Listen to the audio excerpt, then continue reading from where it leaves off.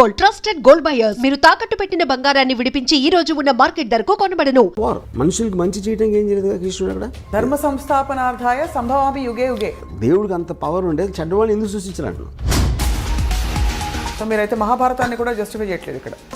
It is like underworld. ఇంత సున్నితమైన ఈ విషయం మీద మీరు సినిమా తీస్తే మిమ్మల్ని దేశద్రోహి అని ఎవరన్నా అంటే ముద్ర వేస్తే మీరు ఒప్పుకుంటారా?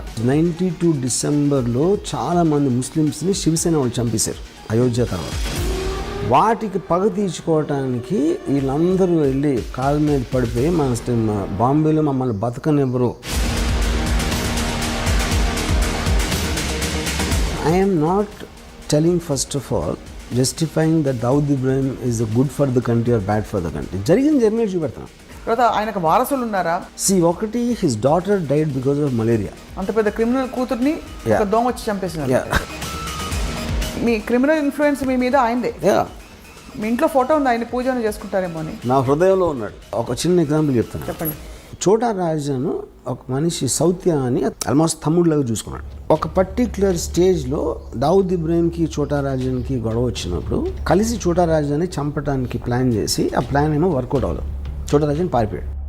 ఇదంతా దుబాయ్లో జరిగింది. అంటే వీడు ఏం చేశాడంటే బాంబే నుంచి నలుగురిని తెప్పించి నేను మొత్తం అన్ని అరేంజ్ చేస్తాను, మీరు వెళ్ళి హాలిడే లాగా వెళ్ళండి దుబాయ్, అక్కడ నా వాళ్ళు వచ్చి సౌత్యాన్ని ఎలా చంపాలో వాళ్ళు ఎక్స్ప్లెయిన్ చేస్తారు, మీరు కన్విన్స్ అయితే చేయండి. వీళ్ళు సరే వెళ్ళారు దుబాయ్లో. మాల్లో బయట ఒక జిమ్ ఉంది. సౌత్య రోజు అక్కడికి వస్తాడు. పోర్ట్ దగ్గర కస్టమ్స్ వాళ్ళు అందరినీ ఆల్రెడీ సెట్ చేశాడు రాజన్ భాయ్. వాళ్ళు మిమ్మల్ని బోట్లో ఎక్కిస్తారు. ఆ బోట్ ఆ యాట్ ఇండియాకి వచ్చేస్తుంది. నెక్స్ట్ డే సాయంత్రం వచ్చాడు సౌత్య. కిందకి దిగి టపా షూట్ చేశారు. షూట్ చేసి పరిగెత్తారు. లెఫ్ట్ టర్న్ తిరిగారు, రైట్ టర్న్ తిరిగితే వ్యాన్ లేదు అక్కడ.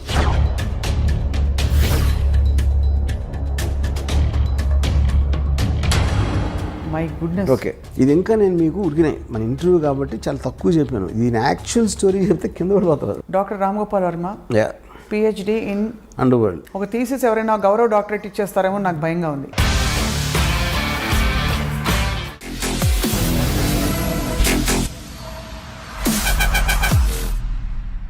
Welcome to this special interview on I dream. దర్శకులు ఫిల్మ్ మేకర్ రామ్ గోపాల్ వర్మ గారితో మనం చాలా విషయాలపై సుదీర్ఘంగా ఇంతవరకు చర్చించాం. కానీ ఇవాళ మాట్లాడబోతున్న టాపిక్ అత్యంత సున్నితమైనది, క్లిష్టమైనది. దావూద్ ఇబ్రాహిం. ఈ పేరు బహుశా ఫోన్లో స్నేహితులతోనో తెలిసిన వాళ్ళతోనో మాట్లాడడానికి కూడా మనం జంకుతూ ఉంటాం, భయపడుతూ ఉంటాం. ఈ పేరు వినగానే ఎవరు ఎక్కడ ఎలాంటి నిఘా వర్గాలు మనని ట్యాప్ చేస్తున్నారో అనే ఒక భయం కలుగుతుంది. అలాంటిది the world's most dangerous criminal Dawood ఇబ్రాహింపై ఏకంగా సినిమా తీసి పడేశారు దర్శకులు రామ్ గోపాల్ వర్మ. ఇప్పుడు ప్రస్తుతం డి కంపెనీ పేరుతో విడుదలవబోతున్న ఈ సినిమాపై మాట్లాడబోతున్నాం. అండర్ వరల్డ్ అంటే అసలు ఏమిటి తెలుసుకునే ప్రయత్నమే ఇవాల్టి ఈ ప్రత్యేక ఇంటర్వ్యూ. వర్మ గారు నమస్కారం. ఎవరికి చెప్పనని మీరు ఒట్టేస్తే ఒక సీక్రెట్ చెప్తాను. చెప్పండి. నేనే దావూద్ ఇబ్రాహింని ప్లాస్టిక్ సర్జరీ చేసుకుని అలా తిరుగుతున్నా రోడ్ల మీద. మేము చాలా సీరియస్గా గంభీరంగా మొదలు పెడితే మీరు కనీసం భయం సృష్టించడానికి కూడా మీరు అవకాశం ఇవ్వండి. But see jokes apart, because I studied, అంత స్టడీ చేసిన తర్వాత ఆల్మోస్ట్ తనలాగా ఆలోచించడం మొదలుపెట్టాను. అంటే మీరు అని చెప్తారు కదా, ఒక మనిషి ఒక 6 నెలలు ఉంటే వీరు వాళ్ళు అవుతారు, వాళ్ళు వీరు అవుతారు సామెత ఉంది కదా. అలాగే నాకు because I constantly trying to understand, అర్థం చేసుకుని తను ఎలా ఆలోచిస్తాడు, ఎందుకు ఆలోచిస్తాడు అంత రీసెర్చ్ చేసి యాక్చువల్గా నేనే ఫీల్ అవుతున్నా. అది మామూలుగా మీరు మంచి చెడు అని ఎప్పుడు విభజించారు మనుషుల్ని. కానీ ఇది సూటిగా అడుగుతున్న ప్రశ్న, మీ దృష్టిలో దావూద్ ఇబ్రాహిం మంచోడా కాదా? ఇక్కడ పాయింట్, మంచి అనేది మంచి చేస్తారు, చెడు అనేది చెడు చేస్తారు, అంత సింప్లిస్టిక్ డెఫినేషన్ అది. దావూద్ ఇబ్రాహిం చాలామందికి మంచి చేశాడు, చాలామందికి చెడు చేశాడు. అప్పుడు మీరేంటి, ఒక సొసైటీ పరంగా మనం ఆలోచించాలా, లేకపోతే ఒక తను చుట్టూ ఉన్నవాళ్ళు తను ఎలా చూసుకున్నాడు దాన్ని బట్టి మనం ఒక మెజర్మెంట్ ఉండాలా, లేకపోతే జస్ట్ లీగల్గా మన డెఫినేషన్ తీసుకుంటే క్రైమ్ చేశాడు కాబట్టి ఒక క్రైమ్ చేసిన వాళ్ళు అందరూ చెడ్డోళ్ళు అనాలా అనేది ఈ 3 పాయింట్స్ మనకు క్లారిటీ కావాలి. సో అఫ్ కోర్స్ ఇల్లీగల్గా అబ్స్కాండింగ్ కేసులో ఉన్నాడు, is a criminal person as per the law is concern. So దాంట్లో అప్పుడు ఈజ్ అ క్రిమినల్. తర్వాత మంచి చెడు అనేది నేను చెప్పేది, ఇప్పుడు తను నమ్మింది తను చేశాడు, దాని మూలం చాలామందికి మంచి జరిగింది. సో మీరు ఒక విషయాన్ని, ఇప్పుడు చెడ్డోడు ఎప్పుడు ఉంటాడు, you are actually justifying I'm justifying అంటే justifying is not the word, because your crime అనేది లీగల్ వర్డ్. అది ఎందుకు జరిగింది అనే దానికి ఒక మారల్ కాజ్ ఉంటుంది ఒక్కొక్కసారి. ఇప్పుడు 1980లో దొంగరిలో స్టార్ట్ అయింది డీ గ్యాంగ్ అనేది యాక్చువల్గా. ఆ టైంలో very lot of poverty and large families got some 14 people inside his home, brothers చెల్లెళ్ళు వీళ్ళందరూ కలిసి. ఆ కైండ్ ఆఫ్ ఏ అట్మాస్ఫియర్లో ఆ ఇంజస్టిస్ ఫీల్ అయినప్పుడు somebody will want to do something rebellious. అది నక్సలైట్స్ కూడా అలాగే వస్తారు. Any kind of a rebel comes from that kind of a zone. అప్పుడు అది క్రిమినల్గా చేసిన తప్పుకి విచ్ ఇస్ లీగల్, కానీ తనకున్న పరిస్థితుల్లో ఒక ఎక్స్ట్రాడినరీ సర్కమ్స్టెన్సెస్లో చేసినప్పుడు ఆ పరిస్థితిని అర్థం చేసుకోకుండా మనం డైరెక్ట్గా అతను చెడ్డోడు క్రైమ్ చేశాడు కాబట్టి అనేది నాకు that is where I don't want be judgemental. అంటే మీకు ఇంత పెద్ద గ్యాంగ్స్టర్, ప్రపంచమంతా గ్యాంగ్స్టర్ అని ఆయన కోసం నిఘా వర్గాలు వెతుకుతున్న ఈ వ్యక్తిని కూడా మీరు చెడ్డవారు అనలేరు. నేను అనలేదు. You don't want judge. ఎందుకంటే ఇంకో పాయింట్ ఏంటంటే ఇప్పుడు దావుద్ ఇబ్రాహిం మీద లాస్ట్ కేసు రిజిస్టర్ అయింది 1982లో. చాలామందికి తెలియదు. సో నియర్లీ 40 years నుంచి తను ఏమీ చేయలేదు అసలు. బేసిక్గా 93 సీరియల్ బ్లాస్ట్లో అక్యూజ్ నెంబర్ 1. అక్కడ ఏంటంటే 13 ఏళ్ళ ట్రయల్ తర్వాత ఒక్క లింక్ పెట్టలేకపోయారు దావుద్ ఇబ్రాహిం దాంట్లో ఇన్వాల్వ్ అయ్యాడు లేదని. That is actually the case history. కాకపోతే తనకున్న పేరుతోటి డీ కంపెనీ అనేది దావుద్ ఇబ్రాహిం సృష్టించింది. కానీ డీ కంపెనీ రిజిస్టర్డ్ కంపెనీ కాదు, it is just name given. తన ఆర్గనైజేషన్ స్కిల్తో మామూలు స్ట్రీట్ గ్యాంగ్స్ని కూడా ఇంత పకడ్బందీగా నడపవచ్చు అనే ఒక ఆస్పెక్ట్ తను సృష్టించాడు. కాబట్టి ఆ డీ కంపెనీ అనే పేరు కంటిన్యూ అవుతుంది. డీ కంపెనీలో 100 మంది ఉన్నారు గ్యాంగ్స్టర్స్. అబూ సలీం కూడా అక్కడ ఉన్నారు, చోటా షకీల్ అక్కడ ఉన్నారు. 97 to 2004లో మ్యాక్సిమం అండర్ వరల్డ్ యాక్టివిటీస్ జరిగినాయి బాంబేలో. అది ఆ టైంలో దేంట్లో కూడా దావుద్ ఇబ్రాహిం పేరే లేదు అసలు. So Dawood Ibrahim as a person is different from D company, though he founded it. So he founded it and hence is relevant here. But మీరు తీసిన సినిమా మాత్రం డీ కంపెనీ. ఎందుకంటే నేను తీసే సినిమా ఏంటంటే basically this is about Dawood Ibrahim very beginning టైంలో అతని బ్రదర్ని చంపిన వాళ్ళ మీద పగ తీర్చుకోవడానికి ఒక ఇది చేశాడు. ఆ ఆస్పెక్ట్ ఒకటే నేను తీసాను D company. And first time బాంబేలో దావుద్ ఇబ్రాహిం అని అన్నాడు అని ఒక పేరు రిజిస్టర్ అయింది జనంలో. అది తీసి దాని తర్వాత కంటిన్యూషన్ సిరీస్ లాగా తీస్తున్నాను డీ కంపెనీ. కానీ ఇంత అవుట్డేటెడ్ క్రిమినల్ తర్వాత ఆయన మీద కేసు కూడా లేదని చెప్పి ఆయన మీద సడన్గా మీరు స్ఫూర్తి పొంది సినిమా తీసేంత పని అంటే what about him? Because I honestly think is ఎప్పుడైనా సరే ఒక విజనరీ వస్తాడు ఏ బిజినెస్లో కానీ ఏ దాంట్లో. టాటా బిర్లాలు అలాంటి వాళ్ళు ఉన్నప్పుడు సడన్గా అక్కడికి ధీరుభాయ్ అంబానీ ఒక అతను గుజరాత్ నుంచి వచ్చాడు. అంతకుముందు అంతంత పెద్ద ఇండస్ట్రీస్ వాళ్ళందరూ ఆలోచించి ఒక విజనరీ ఆస్పెక్ట్ తోటి ఈ change the entire industries face in India అక్కడి నుంచి. అంటే ఆల్మోస్ట్ టాటా బిర్లాని మర్చిపోయాం దాని తర్వాత.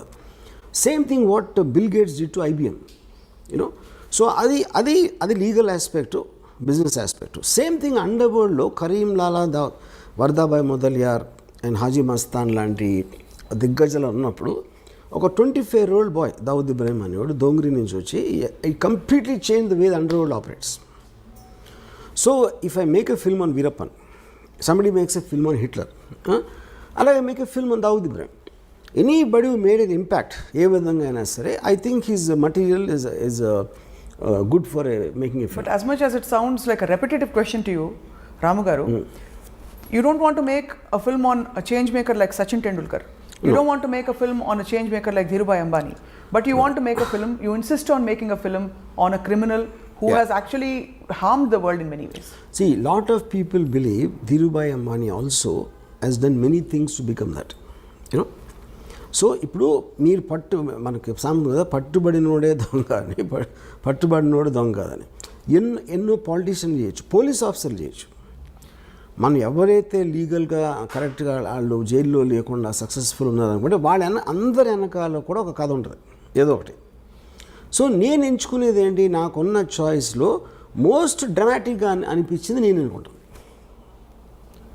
ప్రతి క్రిమినల్ ప్రతి టెర్రరిస్ట్ కూడా Yeah. ఒక పని చేసినప్పుడు తన వాళ్ళని ఎవరినో బెనిఫిట్ చేయడానికి చేసుకోవడం అనేది పరిణామం ఉంటుంది. Yeah. కానీ దట్ స్టిల్ డజంట్ జస్టిఫై. దానికి చట్టాలు See, ఉంటాయి, that is what I'm పరిధులు saying. ఉంటాయి, See, ప్రపంచం ఉంటుంది, రూల్స్ అండ్ రెగ్యులేషన్స్ ఉంటాయి. వాటన్నిటిని ఉల్లంఘించి మనుషుల ప్రాణాలతో చెలగాటం ఆడిన వ్యక్తుల మీద. కానీ నేను అదే అంటున్నాను, సి జస్టిఫై అనే మాట కరెక్ట్ కదా అంటున్నాను. ఇప్పుడు if you are not in other person shoes, okay, అవతలోడి షూస్లో మనం లేనప్పుడు అతను ఏం చేశాడు అనే దాని మీద జడ్జ్మెంటల్ అవ్వటం అనేది నేను చేయను. ఎందుకంటే ఆ పరిస్థితిలో నేను ఏమన్నా చేసేవాడినా. ఫర్ ఎగ్జాంపుల్ మీరు రాడికల్స్ ఉంటారు అనుకోండి, ల్యాండ్ లార్డ్స్ వాళ్ళని తొక్కేసి వాళ్ళని అరాచకాలు చేసేస్తున్నప్పుడు వాళ్ళు ఏదో ఎదురు తిరిగి ఒక ల్యాండ్ లార్డ్ని చంపేశారు అనుకోండి. చంపటం అనేది చట్టరీత్యా నేరం. Of course they will be punished for that. But ఎలాంటి పరిస్థితుల్లో వాళ్ళని కార్నర్ చేస్తే వాళ్ళు అలా చేయాల్సి వచ్చిందో అనే దానికి that is what I want talking about moral justification if you care to understand. ఇంకా చాలా సింపుల్ చెప్తాను మీకు. నేను ఒకసారి పోలీస్ ఆఫీసర్ని అడిగినది, ఇప్పుడు క్రైమ్ చేసిన వాడిని శిక్షించాలని మీరు అంటారు. ఒక రిచ్ మ్యాన్ ఒక పనుడికి జీతం ఇట్లా, ఓకే, వాడికి ఒక వాళ్ళ మదర్ ఏదో she's not well and he needs urgently money to pay for the medicine. Okay, so వాడు ఈ జీతం ఇవ్వట్లేదు కాబట్టి ఆడేదో ఇంట్లో డబ్బులు కొట్టేసి వెళ్ళిపోయాడు అని పట్టుకున్నారు పోలీసులు. డబ్బులు దొంగిలించడం అనేది నేరం, ఆఫ్ కోర్స్ యూనో. అందుకని అతని చట్టరీత్యా అతను శిక్షిస్తారు ఏదో చేసి. బట్ వాడు ఎందుకు చేశాడు అని మీరు వెనకాలకి వెళ్తే I don't think you'll feel the same thing after that. Though it is still a crime. On paper it's a crime. Yeah. So you find a story behind everything. Yeah. And also you see the point is, ఒక సొసైటీలో ఎన్నో రకాల మంది ఉంటారు. ఇప్పుడు for example political leaders ఉంటారు, ఆయన తాట తీస్తూ ఉంటాడు, ఒకడు ఇంకోటేమో నరికేస్తూ ఉంటాడు, బొక్కలేదో కొడతా అని ఇంకోటి అంటాడు. They don't do anything but they actually using violent rhetoric, which is just an expression of their anger or whatever you think it is. మనిషి ఏదో కొట్టుకుంటూ ఉంటారు, అప్పుడప్పుడు దెబ్బలాడతారు, కొన్నిసార్లు మర్డర్లు కూడా జరుగుతాయి, కొన్నిసార్లు ఎవరితోనో చంపేస్తారు. All of this are a result of the compelling forces which is happening. అది డబ్బు దొంగిలించడానికి చేస్తున్నారా, మీ పేరు సంపాదించడానికి, పగ తీర్చుకోవడానికి చేస్తున్నారా, లేకపోతే ఒక పొజిషన్లో ఇంకేమీ చేయలేక చేస్తున్నారా అనేది ప్రతి దాని వెనకాల వేరే వేరే కారణాలు ఉంటాయి. ఆ కారణాలని కంప్లీట్గా అర్థం చేసుకోకుండా జస్ట్ క్రైమ్ చేశాడు కాబట్టి అతను చెడ్డోడు మంచోడు అంత సింప్లిస్టిక్గా చేయడం కరెక్ట్ కాదు. ఈ సినిమా అంటే హ్యూమన్ ఇంట్రెస్ట్ స్టోరీ అంటారు. అయితే ఈ సినిమాలో హ్యూమన్ ఇంట్రెస్ట్ యాంగిల్ ఉంటుంది. It's only human interest. Only human interest. Actually this very little action. Almost ఆ పుకార్ ఏదో వచ్చింది నిన్నో మొన్నో, స్వయంగా ఆయనే ప్రొడ్యూస్ చేయించుకున్నారు సినిమా అని చెప్పి, మీ చేత తీయించుకోవాలని చెప్పి. ఇంకెవరు అంటే అలాగే ఉంది, వింటూ ఉంటే అంత గ్లోరిఫైడ్గా వినిపిస్తుంది. గారు, is it true that is he involved in any way? First of all Dawood Ibrahim I think must be around 65 now. తనకి ఇప్పుడు కొత్తగా వైట్ వాష్ చేసుకునే అవసరం లేదు పేరు, అది ఒక పాయింట్. రెండోది, నేను చేస్తున్నది ఏది తను చేసింది చేయలేదని చెప్పడం కానీ, తను చెయ్యింది చేశాడని చెప్పడానికి ఈ సినిమా ఉద్దేశం కాదు. ఈ film actually it is more or less. For example, he killed a person called Alamzeb 1983లో, 82-83లో. ఆలంజేబ్ అని ఒక అతన్ని మర్డర్ చేశాడు అని వినటానికి ఒకలాగా ఉంటుంది. అసలు ఆలంజేబ్ ఎవడు, వాడేం చేశాడు, ఎందుకు చంపాడు అని మీరు తెలుసుకున్నప్పుడు అది హ్యూమన్ యాంగిల్ అవుతుంది. అప్పుడు ఆ ఇద్దరు వ్యక్తులు ఎవరు, ఎలాంటి వాళ్ళు, వాళ్ళ బ్యాక్గ్రౌండ్ ఏంటి, వీళ్ళకున్న రిలేషన్షిప్ ఏంటి, అసలు వాళ్ళ మధ్యన ఏం జరిగింది, ఇవన్నీ మీరు తెలుసుకోకుండా కేవలం ఒకడు మర్డర్ చేశాడు కాబట్టి ఆడు మంచోడా చెడ్డోడా అనేది I think that is what I'm trying to fight. So ఇదంతా మీరు ఏంటి అందరు థింకింగ్ మార్చాలనుకుంటున్నారా? ప్రధాన వెనకాల ఉంటుంది లేదో ఎంటర్టైన్మెంట్ వాల్యూ అంటారా? I want to tell the story. I just am interested in understanding human emotions. Right. Yeah. And I'm coming back to the same question, Ramu garu. ఇప్పుడు ఒక చిన్న ఎగ్జాంపుల్ చెప్తాను మీకు. మనందరూ ఎన్నది ఏంటంటే, ఒక సెకండ్ వరల్డ్లో నాజీ కాన్సన్ట్రేషన్ క్యాంప్స్లో జరిగిన ఘోరాతి ఘోరమైన థింగ్ అది ఇంతవరకు ప్రపంచంలో ఎప్పుడు జరగలేదు. వాళ్ళు తిండి పెట్టకుండా అస్థి పంజరాల్లాగా వాళ్ళు అయిపోయి వాళ్ళ గోతులు వాళ్ళే తీసుకోవాలి, వాళ్ళు చచ్చిపోవటం. ఎందుకంటే ఎక్కడ గొయ్యి తీసుడు అవ్వడు లేడు కాబట్టి వాళ్ళు రాగానే ఫస్ట్ వాళ్ళతో గొయ్యి తవ్వించారు. ఇంకా వాళ్ళకి వాళ్ళు చూసుకోలేని పరిస్థితికి వచ్చేసరికి అందరినీ గోతి దగ్గర నిలబెట్టి గన్తో షూట్ చేసి వాళ్ళు గోతులు పడిపోయిన తర్వాత పాతిపెట్టారు. ఇది వింటే అసలు మనకి ఒళ్ళు అసలు ఎలాంటి మనుషులు ఇది చేస్తారు, చేయగలుగుతారు? ఒకటి చేశారు, కానీ వాళ్ళు మనలాంటి మనుషులే కదా, మనం ఎప్పుడు చేయగలుగుతాం, చేయలేం. దీని మీద నేను చాలా బుక్స్ చదివి ఎలా ఎందుకు జరిగింది అంటే, ఇప్పుడు వాళ్ళు ఒక పిచ్చోళ్ళు అన్నాయి ఉండాలి, లేకపోతే అలా చేసినందుకు వాళ్ళకి ఏదైనా, ఇప్పుడు ఫర్ ఎగ్జాంపుల్ పోలీసులు కొట్టారు అనుకోండి, ఆడిని టార్చర్ చేసి వాడిలోంచి ఒక నిజం తెప్పించడానికి ట్రై చేస్తారు, అదొక కారణం ఉండొచ్చు. Coming back to the concentration camps, నేను ఫైనల్గా ఏం రియలైజ్ అయ్యానంటే, ఇప్పుడు హిట్లరు టోటల్గా జ్యూస్ అందరినీ జర్మనీలోంచి పంపించారు. అందరినీ కలెక్ట్ చేసుకుని హోల్డింగ్ ఏరియాలో పెట్టి ఒక చోట అక్కడి నుంచి ట్రాన్స్పోర్ట్ చేయాలనేది ఫస్ట్ డెసిషన్. ఓకే, ఈ డెసిషన్ ఎక్కడ పెట్టుకొట్టిందంటే, ఈ పోలాండ్ తోటి వార్ స్టార్ట్ అయింది, అక్కడి నుంచి గ్రేట్ బ్రిటన్ అటాక్ చేసింది. సడన్గా మొత్తం ట్రాన్స్పోర్టేషన్ అంతా కొలాప్స్ అయిపోయి వీళ్ళని ట్రాన్స్పోర్ట్ చేసే పరిస్థితి పోయింది. పోయేసరికి ఆల్రెడీ కలెక్ట్ చేసి అందరూ వచ్చేస్తున్నారు కాబట్టి వాళ్ళకి పెట్టడానికి వార్ జరుగుతుంది. మొత్తం అందరూ సోల్జర్స్ అందరూ వార్లో బిజీగా ఉన్నారు. వీళ్ళని గార్డ్ చేయడానికి మనుషులు లేరు. అప్పుడు ఏం చేశారంటే, చాలా స్ట్రిక్ట్ పనిష్మెంట్ ఇవ్వకపోతే వాళ్ళు భయపడరు. మీరు లైన్లో నుంచోండి అంటే నుంచోట్లేదు అనుకోండి, మీరు 3-4 సార్లు చెప్తారు, కానీ ఉన్న 4-5 గార్డులు 100 మందిని చేయాలి అంటే ఎవరన్నా లైన్లో నుంచోపోతే టపాక్కని షూట్ చేసి పడేసారు. ఆ భయంతో చచ్చినట్టు లైన్లో నుంచోవాలనేది పాయింట్. రేషన్స్ లేవు, తిండి లేదు, బయట నుంచి రావట్లేదు. అందుకని ఏం చేశారంటే, ఉన్న దాంట్లో సర్దుకోవాలి కాబట్టి చిన్న బ్రెడ్ మొక్క, ఒక చిన్న సూప్ ఏదో ఇచ్చారు. ఆబ్వియస్లీ అది న్యూట్రియంట్ సరిపోదు కాబట్టి the kept on becoming thinner and thinner. తర్వాత లేబర్ వచ్చి గోతులు తవ్వటానికి వాళ్ళు లేరు కాబట్టి ముందు ట్రైన్ దగ్గరనే వాళ్ళతో ఫస్ట్ గోతి తవ్వి చేసుకుని, ఎందుకంటే తర్వాత వాళ్ళకు కూడా శక్తి ఉండదు తవ్వటానికి. ఇవన్నీ ప్రిపరేషన్ చేసి ఇది చేశారు. సో ఇవన్నీ మీరు అన్నారు అనుకోండి, మీరున్నా నేనున్నా అదే చేసేవాడు. ఏది ఆ పరిస్థితికి తీసుకొచ్చింది ఎవరు? హిట్లర్. ఒక డెసిషన్. హిట్లర్ ఆ డెసిషన్ ఇలా చంపాలని చేసాడా? చేయలే. తను అనుకున్నది ఏదో వర్కౌట్ అవ్వలేదు అక్కడ. So every decision will create situations which not are necessary in your control after some time.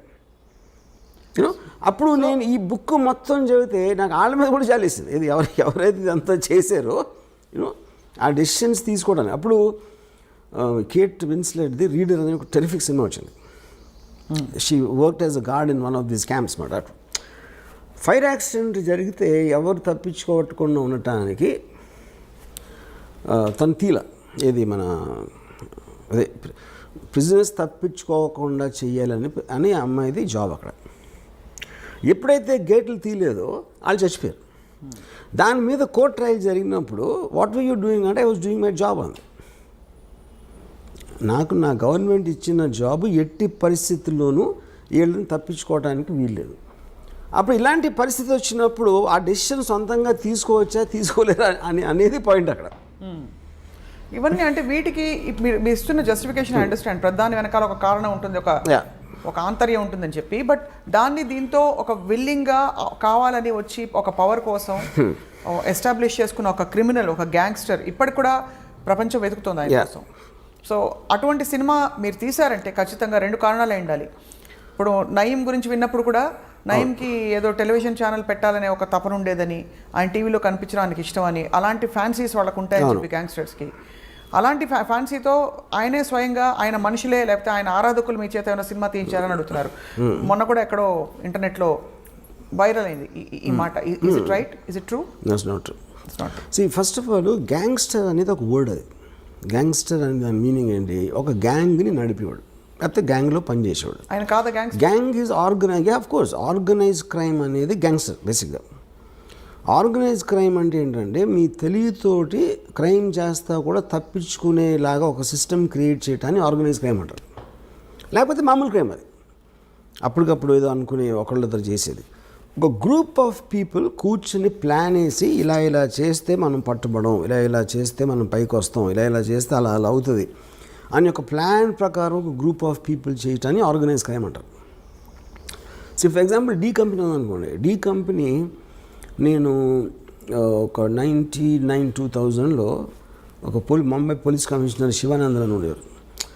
ఆయన అడిగాను, డీ కంపెనీలో ఎంతమంది ఉంటారు అనుకుంటున్నాను అన్నారు. నేను ఒక మేబీ 2,000-3,000 మ్యాక్సిమం 20 మంది ఉంటారు. నాకు షాక్ అది. అంటే ఎందుకంటే ఎంత ఎక్కువ మంది ఉంటే న్యూస్ బయటకు వచ్చేటప్పుడు అంత ప్రమాదం ఉంటుంది. అన్ని నోళ్ళు మూయించాలి, అన్ని నోళ్ళని కంట్రోల్ చేయాలి. అది చాలా క్లోజ్ గ్రూప్ ఉంటుంది. కానీ డీ కంపెనీ కోసం పనిచేసే వాళ్ళు వేలల్లో ఉంటారు. కానీ వాళ్ళు ఎవ్వరికి కూడా డీ కంపెనీ పనిచేస్తున్నట్టు తెలియదు చాలామందికి దాంట్లో. Which is the whole power of an organisation. They don't know their employer. అంటే ఇది కంపెనీ ఉండొచ్చు. ఫర్ ఎగ్జాంపుల్ నా దగ్గరికి ఎవరు ప్రొడ్యూసర్ వస్తాడు. ఆ ప్రొడ్యూసర్ వచ్చి నేను మీద సినిమా తీస్తానంటాడు. సో ప్రొడ్యూసర్ పేరు ఏదో ఉందాడు, అది సపోజ్ అటు సినిమా తీస్తాడు. సినిమా అనేది లీగల్ బిజినెస్. అప్పుడు నేను తీస్తాను సినిమా, కానీ అతను డీ కంపెనీ మనిషి. కానీ నేను పనిచేసేది ఎవరికి, ఇతనికి. ఇప్పుడు మీరు కలిసిన ప్రతి ఒక్కరు వాళ్ళ బ్యాక్గ్రౌండ్ మీకు తెలియదు కదా, తెలియడానికి ఛాన్సే లేదు కదా, you know. So this is how సట్లీ it operates. ఇప్పుడు అలా మీ ఎంప్లాయర్ మీకు తెలియదేమో. తెలీదు, ఎవరికి తెలియదు. బాంబేలో చాలాసార్లు మీకు ఇలాగా భరత్ భాయ్ షా కేసులో చోరీ చుప్కే సల్మాన్ ఖాన్, ప్రీతి జింటా, రాణి ముఖర్జీ అలాంటి యాక్టర్స్ ఉన్న పిక్చరు నాజిమ్ రిజ్వీ అని ఒకటి ప్రొడ్యూస్ చేశాడు. భరత్ భాయ్ ఫిల్మ్ ఫైనాన్షియర్, ఆయన ఎన్నో సంవత్సరాల నుంచి చేస్తున్నాడు. నాజిమ్ రిజ్వీ అండర్ వరల్డ్ మనిషి అని సినిమా సగమయ్యాక తెలిసింది. అది ఎవరో చెప్పారు. కానీ అండర్ వరల్డ్ మనిషి అంటే ఏంటి అసలు అర్థం ఏంటి ఫస్ట్? అది చెప్పండి.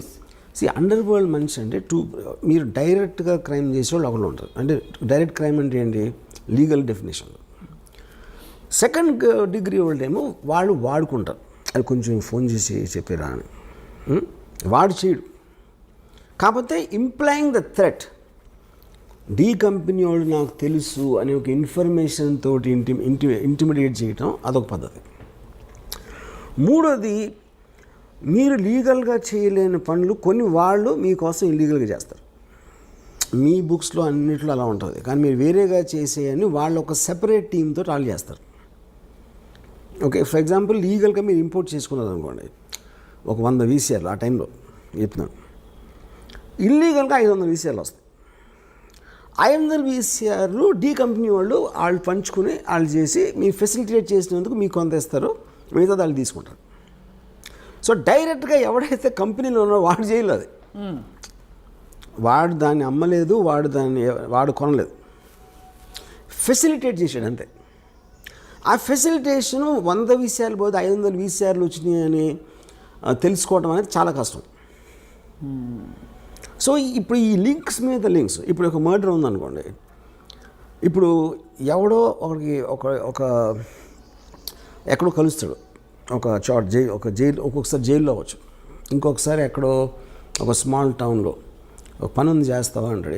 ఏంటండి ఇలా నువ్వు జస్ట్ బాంబే వచ్చి నువ్వు చిన్న గన్ వేస్తావు, ఫలానా ఒక్కడిని షూట్ చేయి అని ఆడికి డబ్బులు ఆఫర్ ఇస్తాడు.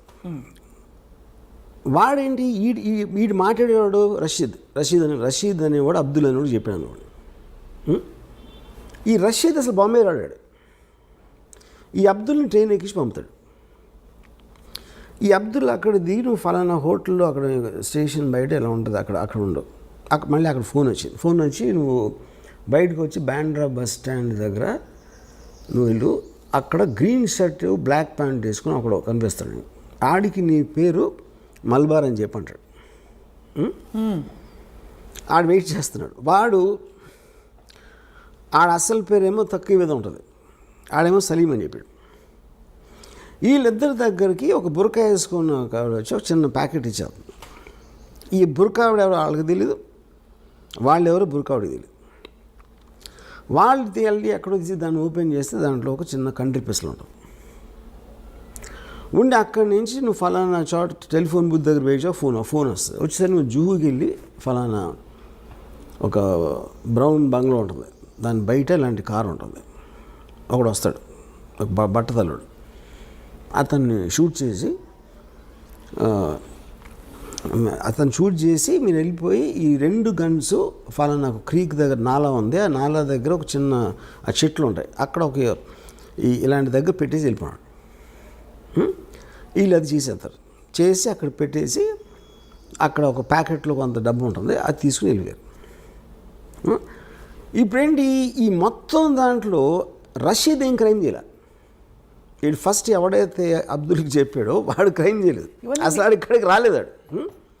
ఓకే, అబ్దుల్ వచ్చాడు, అబ్దుల్ వచ్చి ఎవడైతే సలీం అని కలిసాడో, సలీం ఆడి పేరు కాదు, సలీంకి వీడు అసలు పేరు తెలియదు. ఎవరైతే గన్ను తీసుకొచ్చి ఇచ్చిందో ఆవిడికి వాళ్ళు తెలియదు, వీళ్ళు తెలియదు. సో ఇప్పుడు పోలీసులు ఇన్వెస్టిగేషన్ చేయడం మొదలుపెట్టి అసలు ఎవరిని పట్టుకుని ఎక్కడికి లింక్ వెళ్ళాలని, కానీ పేపర్లు ఏమొస్తుంది, డి కంపెనీ హ్యాస్ కిల్డ్. వీళ్ళందరూ డి కంపెనీ అయితే, కానీ ఎవరికి తెలీదు వాళ్ళు డి కంపెనీ వాళ్ళని. అదే నేను చెప్పేది. ఇప్పుడు ఆ బొరకాయ వేసుకున్న ఆవిడకి ఏం చెప్పారు, ఈ ప్యాకెట్ని వాళ్ళకి ఇచ్చి ఏం చెప్పారు ఎవరో. ఇది కనిపించిన ఆరో సింహం ఇది. మీరు చెప్తున్న ఈ డి కంపెనీ ఎవరికి తెలియట్లేదు. అదే చెప్పేది. అందుకనే ఇప్పుడు శివనందన్ ఏం చెప్పారు, most of the people don't know they're working for D company.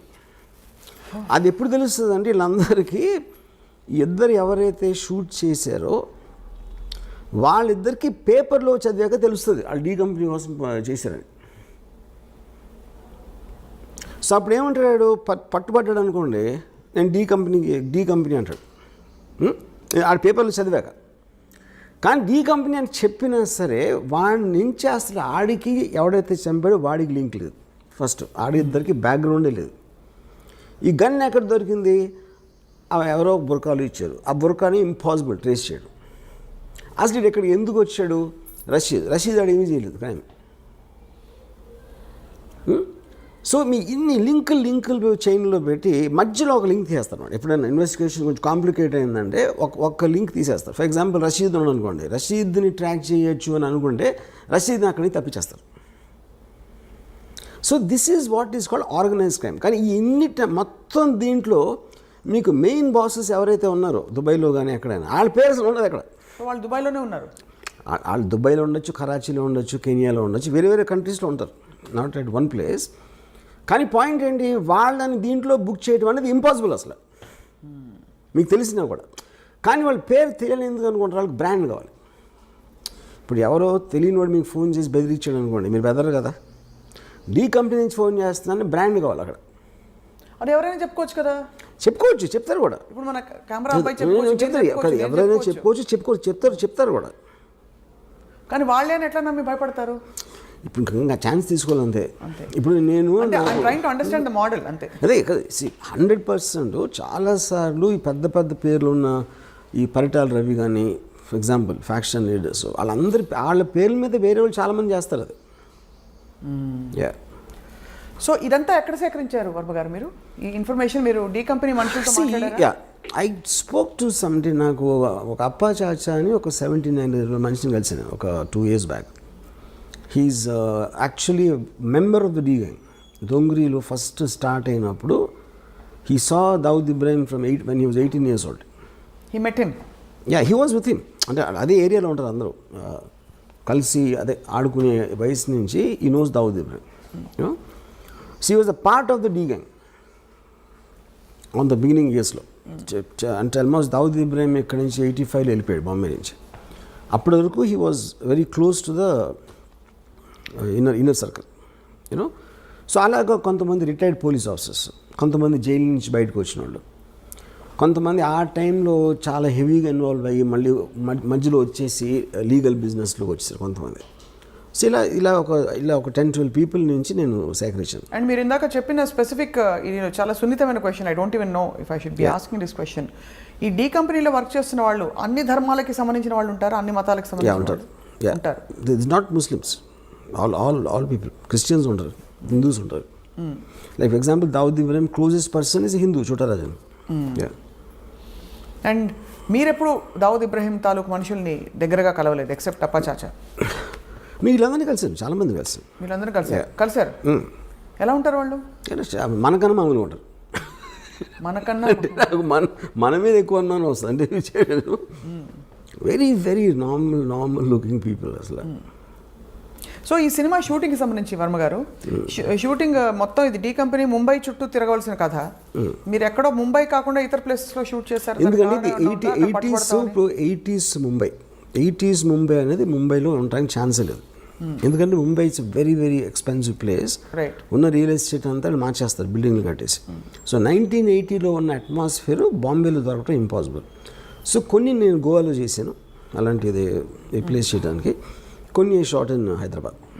ఈ సినిమా తీయడం వల్ల మీకు అనేక చోట్ల నుంచి ఒక విధమైన రిస్క్ కాదు, ఒక విధమైన అన్కంఫర్టబుల్ సిచ్యువేషన్. ఒకటి, చాలామంది సివిలియన్ రైట్స్ కోసం పోరాడుతున్న వాళ్ళు, దేశభక్తి ఉన్న వాళ్ళు ఎవరైనా సరే, ఇప్పుడు ఒక గ్యాంగ్స్టర్ మీద మీరు సినిమా తీసి ఏం ప్రూవ్ చేద్దాం అనుకుంటున్నారు, ఇతను తప్ప ఎవరు దొరకలేదా అని ప్రశ్నించే వాళ్ళు ఉంటారు. సరే, అది క్రిటిసిజం. రెండోది, మీరు ఒక ఇలాంటి ఒక క్రిమినల్, మన దేశానికే ముప్పు తెచ్చిపెట్టిన ఒక క్రిమినల్ని ఈ విధంగా మీరు సినిమా తీసే అంతగా గ్లోరిఫై చేస్తారా అని చెప్పి మీకు అఫీషియల్గా కేంద్రం నుంచి అనేక చోట్ల నుంచి ఉన్న సర్కార్ వల్ల మీకు అనేక విధాల డిసప్రూవల్ వస్తుంది. తెలిసి కూడా ఈ సినిమా తీయాలి, దీన్ని వెబ్ సిరీస్గా కూడా తీయాలని చెప్పి అనుకోవడంలో ఆంతర్యం ఏంటంటే, ఇప్పుడు పాయింట్ ఏంటంటే క్రైమ్ అనేది it's a fascinating thing for everybody. ఎందుకంటే మీరు పొద్దున్న టీవీలో న్యూస్ చూసినా సరే, పేపర్ చదివినా సరే, మ్యాక్సిమం 80% క్రైమ్ న్యూస్ కవర్ చేస్తారు. ఇవాళ మొత్తం వెబ్ సిరీస్లో the most famous is Narcos, which is do with gangsters and onward. Okay, so ఇన్హెరెంట్గా మనకున్న బోరింగ్ లైఫ్స్ నుంచి we are always attracted to study and understand or relish such people. So the attraction towards violent people, including Mahabharatam. See, Mahabharatam also, they're not gods, no, they're power politics and they use lot of violence and God, but Krishnuడు ఏం చేశాడు? He was facilitating the war. అది మనుషులకి మంచి చేయడానికి ఏం చేయలేదు కదా కృష్ణుడు అక్కడ. మహాభారతం కాన్సెప్ట్ అని చెప్పి ధర్మ సంస్థాపనార్థాయ సంభవామి యుగే యుగే. అదే బట్ ధర్మ సంస్థాపన రావడానికి ఫస్ట్ ఆఫ్ ఆల్ దేవుడే సృష్టించినప్పుడు కౌరవులు ఎందుకు సృష్టించడం అసలు? ముందు నుంచే పాండవులను పెట్టచ్చు కదా. పాండవుల్ని కౌరవుల్ని క్రియేట్ చేసి అంతమందిని చంపి వార్లు క్రియేట్ చేసి అంతమందిని దుఃఖంలో పెట్టేసి దాని తర్వాత ధర్మ సంస్థాపన ఏంటి? ఇంకా ముందే పెట్టచ్చు కదా. ముందే అసలు చెడ్డవాళ్ళు లేకుండా అదే కదా దేవుడికి అంత పవర్ ఉంటే చెడ్డవాళ్ళు ఎందుకు సృష్టించాలంటున్నాను. అంటే ఇలా జరిగితే ఇలా ఉంటాయి పర్యవసానాలని మనిషికి చెప్పడానికి ఈ యుగంలో చెప్పాల్సిన అవసరం ఉంది. ముందు నుంచి మంచి పేరు అయిపోయింది కదా పని. సో మీరైతే మహాభారతాన్ని కూడా జస్టిఫై చేయట్లేదు ఇక్కడ.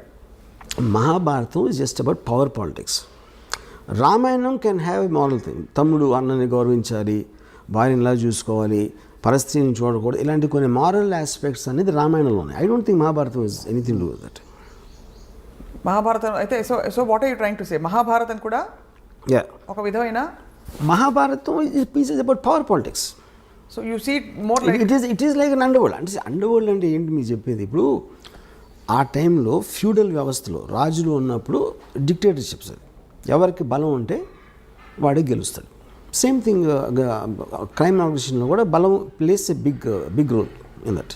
It's about violent physical power. మీరు సివిలైజ్ సొసైటీ వచ్చినప్పుడు లాస్ ఉంటాయి, రూల్స్ ఉంటాయి, వాటి బట్టి నడుస్తాం. కాబట్టి ఏ ఒక్క వ్యక్తికి అంత పవర్ ఉండకూడదు అనే దాంట్లో ఒక ప్యారలల్ సిస్టమ్స్ వస్తాయి. అప్పుడు under world main thing. Mahabharatam టైంలో ఫ్యూడల్ టైం, మహాభారతం అని ఒకటే అంటలేదు, రాజుల టైంలో బలం ఉన్నోడిదే రాజ్యం అన్నదానికి ఒక క్రిమినల్ ఆర్గనైజేషన్కి ఏమీ డిఫరెన్స్ లేదు.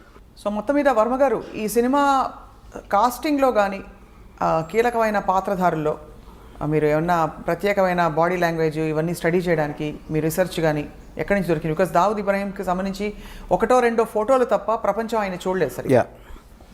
అండ్ ఇంకొక సూట్ సరే, ఇది అయ్యాక రెండో సూటి ప్రశ్న. సో మీరు ఎక్కడి నుంచి చేశారు ఈ రీసెర్చ్ అంతా కూడా to make people believe that this is perhaps what Dawood Ibrahim look like? See anybody, ఒక మనిషి ఫర్ ఎగ్జాంపుల్ నేను when I did on Veerappan, you know, నేను సినిమా తీసే టైంకి వీరప్పన్ పోయి ఆల్రెడీ 10 ఏళ్ళు అయిపోయాయి ఆర్ మోర్. సో ఏది మీరు చేసినా in the research most authentic sources మీకు సాధ్యమైనంత వరకు. ఇప్పుడు నిజం అనేది బిలీవబుల్గా ఉండాలి. నిజం అనేది ఎవరికి తెలియదు ఎప్పటికీ, ఎందుకంటే మీరు ఆ టైంలో మీరు లేరు, అది చేసినప్పుడు మీరు లేరు. అలాంటప్పుడు మీరు రిపోర్ట్ చేసిన, ఒక కథ రాసిన, ఒక కాలం రాసిన, సినిమా తీసిన, the way you're piecing it together, it should sound truthful. You know, so ఇప్పుడు నేను సపోజ్ 5 అడిగాను అనుకోండి దావుద్ ఇబ్రాహిం గురించి, 5 వర్షన్స్ చెప్తున్నారు అతను ఎలాంటి అతను. ఒక 3 చెప్పండి మాకు. అంటే ఒకడేమో అసలు నాకు అది చాలా పిరికోడండి, మీడియా చేసింది, అసలు అది ఏమీ లేదు అని చెప్పాడు ఒకడు. ఇంకోడు అంత తెలివైనడు అసలు ప్రపంచంలో ఉన్నాడు అని చెప్పాడు ఒకడు. ఇంకోడేమో అసలు తన చేతికి మట్టకుండా చేస్తాడు, అసలు చాలా పెద్ద మ్యానిపులేటర్ అని చెప్పాడు.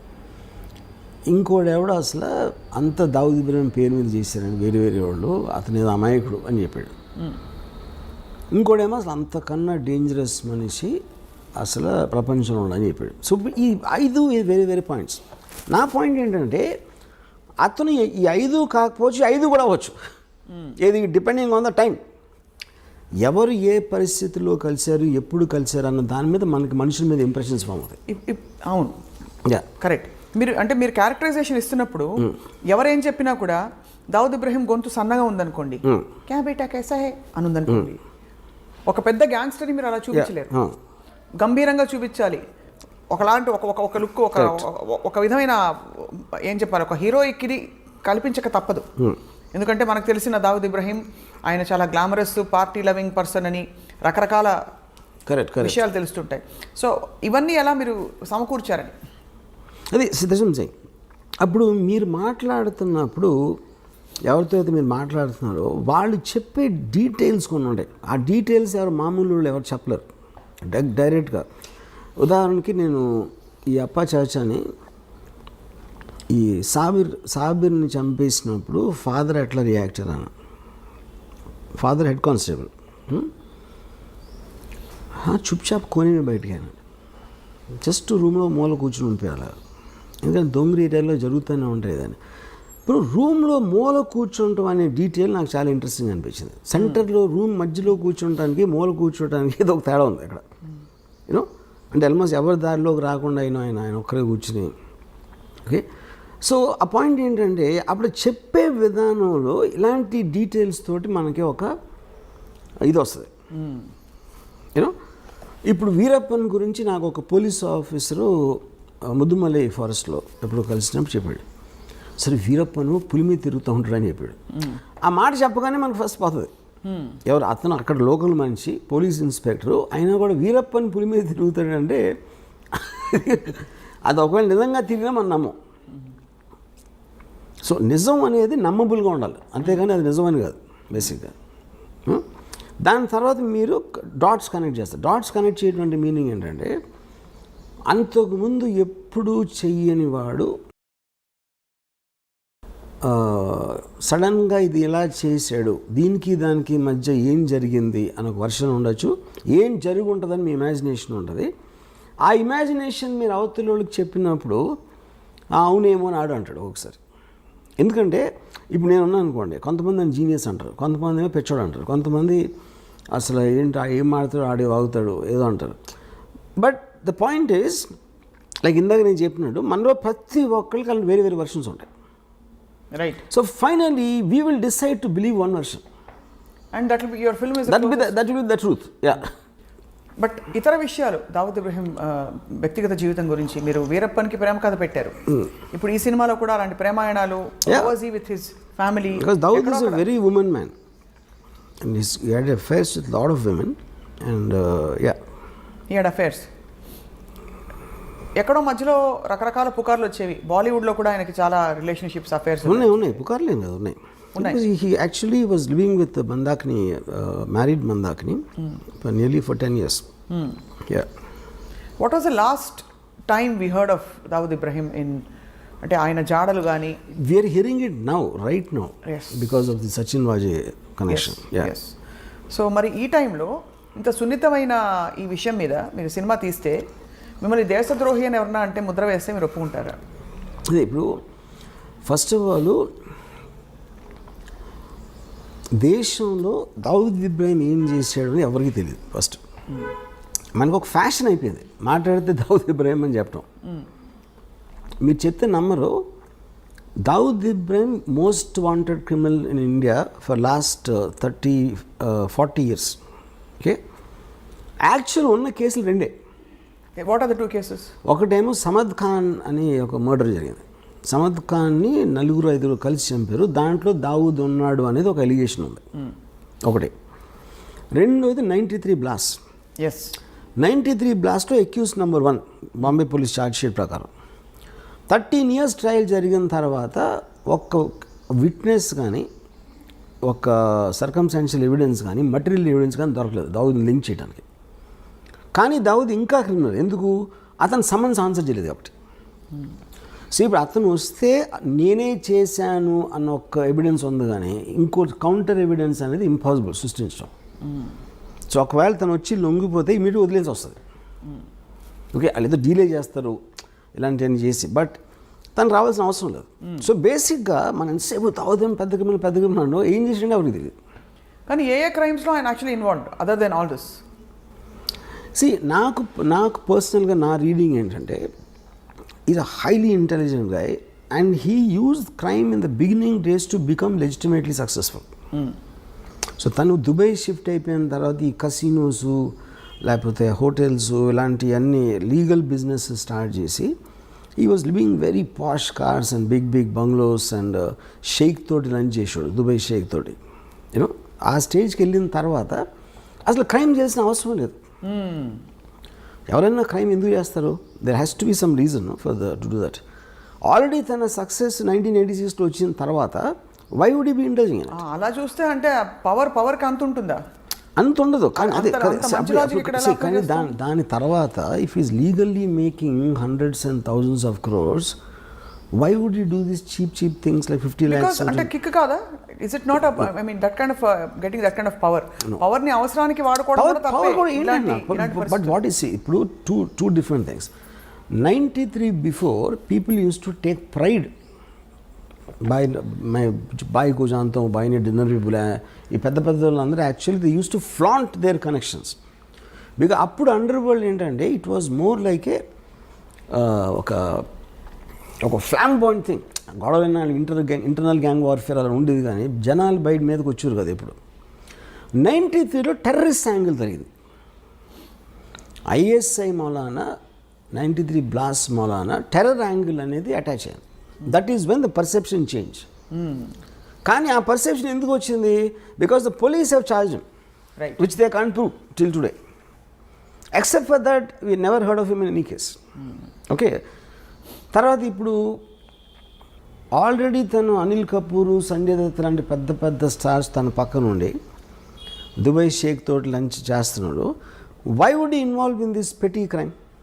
దాని మూలానే మీకు ఆ పవర్ ఎక్కువ. కానీ ఎవరికో ఫోన్ చేసి 50 లక్షలు 1 కోటి రూపాయలు అని బెదిరించి చేసేది దానికన్నా అదే ఎక్కువ, ఇది ఎక్కువ. అంటే అదే స్థాయిలో 50 crores 50 lakhs 1 crore ఉంటుందని ఎందుకు అనుకోవాలి? ఇంకా పెద్ద స్థాయిలో దేశానికి అంటే చాలా తీవ్ర స్థాయిలో భద్రతకి ముప్పు కలిగించే. That is when the 93 blast happened. 93 బ్లాస్ట్లో బికాజ్ 92 డిసెంబర్లో చాలామంది ముస్లిమ్స్ని శివసేన వాళ్ళు చంపేశారు అయోధ్య తర్వాత. వాటికి పగ తీర్చుకోవటానికి వీళ్ళందరూ వెళ్ళి కాళ్ళ మీద పడిపోయి బాంబేలో మమ్మల్ని బతకనివ్వరు అని మొత్తం బైకలా దొంగరి మహమ్మద్ అలీ రోడ్లో ఉన్న ముస్లిమ్స్ మాకున్న దైవం ఒక్కడవే అని చెప్తే ఆ ఎమోషన్లో పగ తీర్చుకోవటానికి ఈ సీరియల్ బ్లాస్ట్ చేసాడు అనేది జనరల్ బిలీఫ్. ఇది when the police the first part of it is also general belief. ఇది ఇలా ఫలానా శివసేన వాళ్ళు చంపించారు, అది correct. That is recorded thing. That is recorded, but దానివల్ల ఇది చేయించారు అన్నది general belief. General belief including the Bombay police charge sheet. అరే ప్రతీకార చర్య. To take revenge on the killing of the Muslims in December is why he did the blast అనేది official charge sheet అది. So which means ఆయన scale of crime ఒక వ్యక్తిగత cause నుంచి ఒక సమూహానికి సంబంధించిన కాజ్గా పెరిగింది. అండ్ ఈ విషయంలో ఆల్సో కొంచెం దేశ పౌరులు, దేశ భద్రత, ఒక మతపరమైన చర్యగా కూడా మారింది. So he scale of operation has grown. So what is the guarantee? But see నేను two things. What Dawood did is different. What the police are saying is different. What I believe is different.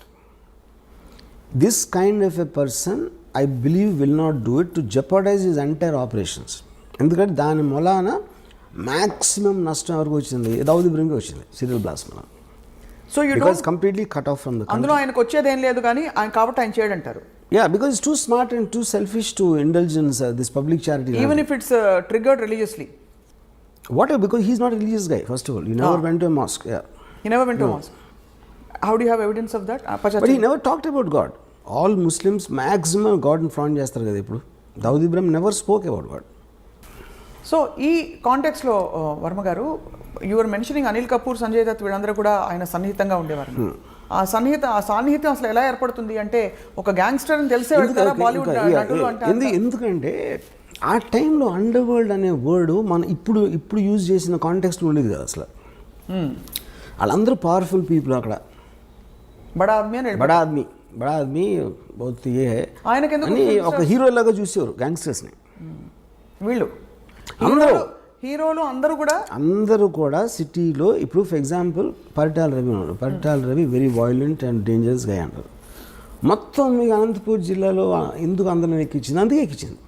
కానీ ఇక్కడ తేడా ఏమొస్తుందంటే వర్మ గారు, ప్రధానంగా ఒక absconding ఇలాంటి క్రిమినల్కి ఒక పొలిటికల్ ఫేస్ ఉండే ఒక తీవ్రమైన వ్యక్తికి there is a big difference. ఈ మనిషి అందుబాటులో ఉన్నారు, ఈ మనిషి తప్పించుకుని వెళ్తున్నారు కాబట్టి ఎక్కడున్నాడో తెలియదు. ఈచ్ పర్సన్ తను ఉన్న పొజిషన్, తను ఉన్న సిచ్యువేషన్లో తనకు అనుగుణంగా అడ్వాంటేజ్ తీసుకుంటాడు. పరిటాల రవి అనే మనిషి అనంతపూర్లో ఉన్నాడు. అనంతపూర్లో ఏమేమి మనకు వర్కౌట్ అయితే వేరే ఉంటాయి. దుబాయ్లో దావుద్ ఇబ్రహీం అంటే తనకు వేరే వర్కౌట్ అవుతాయి.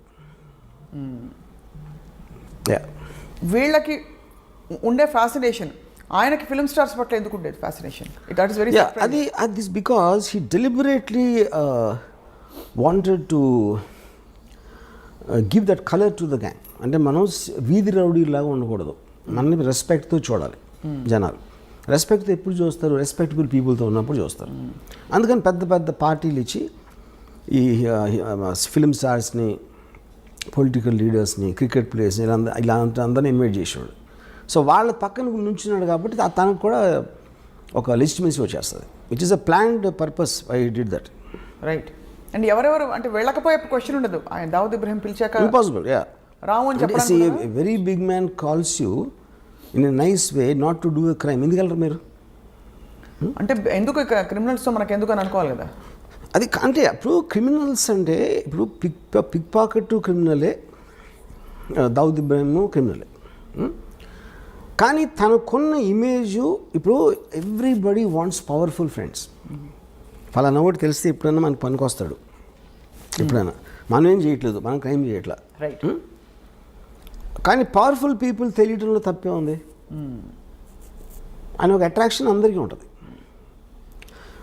ఎప్పుడది పోయింది? 93 బ్లాస్ట్ తర్వాత పోయింది. Because that was murder of public innocent people. That was a terror incident.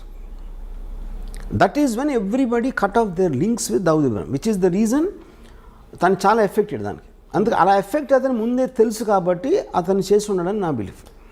మీ సినిమాలో ఈ ఆస్పెక్ట్స్ అన్ని అడ్రస్ అవుతారా, చేస్తారా అసలు? Of course. అంటే ద 93 బ్లాస్ట్ ఆల్సో ఇవన్నీ they are going to be part of everything. Yes. And అది సీరియస్లో ఉండదు, సినిమాలో ఉండదు. సినిమాలో 1982 మధ్యలో ఉంటుంది స్టోరీ. సో ఎమర్జెన్స్ వరకు మీ సినిమా, ఆ తర్వాత జరిగిన కార్యకలాపాలు అన్ని సిరీస్, అవన్నీ సిరీస్లో ఉండబోతున్నాయి. So how are you going to, అంటే ఇప్పుడు ఎంత మీరు నార్కోస్ లాంటివి చూసినా ఇది ఒక రియల్ లైఫ్ సంఘటన, అందులో మన దేశానికి సంబంధించిన సంఘటన. సరే మీరు దేశభక్తి ఉందే లేదు అని చెప్పినా కూడా ఎక్కడో అక్కడ మీకు కొంచెం ఉంటుంది కదా, అంటే ఒక విధమైన concern. How are you going to justify making series on this? I am not telling first of all justifying that Dawood Ibrahim is good for the country or bad for the country. జరిగిన journal చూపెడతాను. Then it's up to the people. ఇప్పుడు నేను మన దేశానికి స్వాతంత్రం తెచ్చింది దావుద్ ఇబ్రహీం చెప్పట్లేదు కదా నేను. What exactly he's I'm showing that. Right. It like a documentation of a full story that shook up the entire country at one point of time. Right. Ram Gopal Varma గారు, దావుద్ ఇబ్రహీంని ఎప్పుడైనా కలిసే అవకాశం కానీ ఆలోచన కానీ మీకుందా? ఆయనకు ఈ సినిమా తర్వాత ఉంటుంది అనుకుంటారా? I don't think so. ఎందుకంటే Dawood Ibrahim is a highly secretive person. Last మరి ఆ సీక్రెట్స్ అన్ని మీరు బయట పెట్టేస్తున్నారు కదా ఈ సినిమాలో. కాదు, నేను తను ఇప్పుడు ఇంటరాక్షన్ నేను చెప్పేది 35 yearsలో తను ఒక ఫోటో బయట రాలేదు. ఎందువల్ల అంటారు? అది I'm very surprise actually. And ఒక వీడియో క్లిప్ కానీ ఒక ఫోటో కానీ. And also you're wrong in saying that people are searching for him. That's not true. ఒక పాయింట్ ఏంటంటే he is under another name in Pakistan. ఇప్పుడు ఇండియాకి పాకిస్తాన్కి ఎక్స్ట్రడిషన్ ట్రీటీ లేదు. సో ఇప్పుడు ఫర్ ఎగ్జాంపుల్ తౌబిష్ అని ఒక ముస్లిం ఉన్నాడు అనుకోండి కరాచీలో, వాడు అక్కడే క్రైమ్ చేసి ఆడు వచ్చి హైదరాబాద్లో ఉన్నాడు అనుకోండి, మనం పట్టించుకుంటాం. మనం పాకిస్తాన్లో ఎవడో ఏదో చేస్తే మనం ఇప్పుడు క్రైమ్ అనేది ఇప్పుడు జ్యూరిస్డిక్షన్ మన దగ్గర ఉండి మన దగ్గర ఉన్నప్పుడు క్రైమ్ చేయాలి. సో ఎవరు చూడడం లేదంటారు, ఎవరు చూడలేదు. సో ఆయన ఎక్కడైనా ఎయిర్పోర్ట్ లోకి వచ్చి కనిపించలేతే మీ గోవా బీచ్ లో షూటింగ్ సెట్ పక్కన ఇండియాలో ఈజ్ వాంటెడ్ పర్సన్. అదే అడుగుతున్నా, ఇండియాలోనే చెప్పాను హీస్ వాంటెడ్ కదా. ఇండియాలో కాదు, మీరు ప్రపంచం అంతా ఎదుగుతుంది, ప్రపంచం అంతా తిరిగి వెతుకుతున్నారని మన వాళ్ళు. They are going world around the world looking for him. No, they're not. They all believe that he is in Pakistan. He is known to be in Pakistan. Yeah. But they can't go into Pakistan, ante. Right. Which is why he is hiding there. But now he is actually in the form of your hero. మీ పాత్రగా ఇప్పుడు తెర ముందుకు వస్తుంది Dawood Ibrahim. So మీ పాత్రని ఇష్టపడతారా జనం, చూసి కష్టపెట్టుకుంటారా? See, anybody you see as a human being, you'll always tend to like him. ఎందుకంటే హ్యూమన్ బీయింగ్స్ ఎమోషన్ కనెక్ట్ అవుతారు, రైట్, లాజిక్ కనెక్ట్ అవుతారు, రేషనాలిటీ కనెక్ట్ అవుతారు, థాట్ ప్రాసెస్ కనెక్ట్ అవుతారు. ఇప్పుడు మీరు నార్కోస్ చూసారనుకోండి, పబ్లో ఎస్కోబార్ ముందు దావుద్ ఇబ్రహీం ఈజ్ నథింగ్. అంత పబ్లో ఎస్కోబార్ని మనం హ్యూమన్ బీయింగ్గా చూసినప్పుడు మనం ఒక 2 సీజన్స్ చూసాం కదా వరుస. ఎందుకంటే పబ్లో ఎస్కోబార్ మన లైఫ్ని డైరెక్ట్గా ఇంపాక్ట్ చేసినట్టు మనకు తెలియదు. బట్ వెంచువల్లీ మన లైఫ్ అంటే కంట్రీ కాదు కదా, eventually life. Number of people Pablo Escobar ఒక్కరిని చంపడానికి మొత్తం ప్లేన్ కూల్చాడు పబ్లో ఎస్కోబార్. అలాంటి మనిషి కూడా మీ దగ్గర నుంచి అతను రూమ్లో ఉన్నప్పుడు, అంటే సినిమా అనేది almost you are with him at that time, 100% you'll get emotional with anybody like that. మీరు ఇచ్చిన అనేక ఇంటర్వ్యూస్లో వర్మ గారు మీరే చెప్పారు, మనిషి ఎప్పుడు నెక్స్ట్ ఏమిటి అని వెళ్తూ ఉండే ప్రయాణం మనిషిది. ఇప్పుడు ఒక అత్యంత పవర్ఫుల్ అండ్ అత్యంత ఒక డబ్బులుండే పరిస్థితికి వచ్చేసిన ఒక క్రిమినల్ గ్యాంగ్స్టర్ మైండ్లో ఇప్పుడు ప్రపంచం పట్ల, దేశం పట్ల, లేదు మనుషుల పట్ల ఏం ఎమోషన్స్ ఉండుంటాయి, తర్వాత ఆయనకు వారసులు ఉన్నారా, ఇలాంటి డీటెయిల్స్ అన్ని కూడా మనకి బయటపడతాయి. ఒకటి his daughter died because of malaria. అంత పెద్ద క్రిమినల్ కూతుర్ని ఒక దోమ వచ్చి చంపేసింది. ఓకే. ఇంకొక డాటరు మియాందాద్ అనే మన క్రికెట్ ప్లేయర్ గాట్ మ్యారీడ్. ఒక సన్ ఏమో మౌలానా అయిపోయాడు. Is almost like equal Pujari లాగా. Pujari. But I think Dawood is a guy, I doubt he will have any familiar. నేను విన్నది ఏంటంటే ఇప్పుడు present lifestyle, he sleeps the whole day and is awake the whole night partying అంట. Partying? Yeah, that's only thing it does I believe. He is not with Mandakini anymore. Mandakini ఎప్పుడూ తెలిసి, Mandakini, I think more than 20 years. Did they have kids together? Do we know of that? Mandakini has a son. Everybody suspects it's Dawood Ibrahim's son, but she doesn't tell that. ఎవరితో మాట్లాడదు. చాలా ఇంట్రెస్టింగ్గా ఉంటుంది. మీరు ఎంత research చేశారు? ఎందుకంటే వాస్తవాలు, యథార్థాలు, కల్పితాలు ఉన్నా ముందు 4 యథార్థాలు దొరికితే 10 కల్పితాలను జోడించచ్చు. ఇక్కడ దొరకడమే కష్టం, అన్ని ఊహాగానాలే. ఈ మనిషిని ఎవరు చూడలేదు. ఇంకోటి అసలు ఇన్సైట్ కోసం ట్రై చేయరు అసలు. నాకు ఎంతసేపు పైన చూసేసి ఒక ఇప్పుడు బ్యాడ్ పర్సన్, గుడ్ పర్సన్ అని ఎక్కడ ఉండడు. బ్యాడ్ పర్సన్ అంటే ఎందుకు బ్యాడ్ అయ్యాడు తెలుసుకోకుండా బ్యాడ్ అనటం అనేది ఇట్స్ వెరీ సూపర్ఫిషియల్ జడ్జ్మెంట్. కానీ ఎందుకు బ్యాడ్ అయినా కూడా దేశద్రోహంలో కానీ మనుషుల్ని చంపడంలో కానీ పాల్పడితే ఖచ్చితంగా అది ఫస్ట్ బ్యాడ్ అనేయాలి. తర్వాత మనం బ్యాడ్ ఎందుకు అయ్యాడని PhD చేసుకోవచ్చు. కానీ అన్నది that is what I'm saying. ఇప్పుడు క్రైమ్ అని లీగల్ సిస్టమ్ ఉన్నదే ఎందుకు, టోటల్ సొసైటీకి ఉన్న ఒక కంబైన్డ్ గుడ్ కోసం ఈ చేయకూడదు అని కొన్ని రూల్స్ పెట్టుకుంటాం. ఆ రూల్స్ని అధిగమించిన నుండి క్రిమినల్ అంటాం. That obviously is going to be. కానీ ఆ రూల్స్ని అడ్డు పెట్టుకుని వేరే వాళ్ళు they might do worse than that because they are smarter in different positions. అలాంటిది అవతల వాళ్ళు ఫీల్ అయినప్పుడు వాళ్ళు రిబెల్ అవుతారు. రిబెల్స్ అంటే ఏంటి? బేసిక్గా were thumbing the nose against the system. So వాళ్ళకి ఒక్కొక్కసారి పవర్ ఉండొచ్చు, వాళ్ళు బయటపడిపోవచ్చు, లేకపోతే జైల్లో ఉండొచ్చు. రైట్. సో ఇప్పటికే దాదాపు పెద్ద క్రిమినల్స్ అందరూ కవర్ అయిపోయారు వర్మ గారు.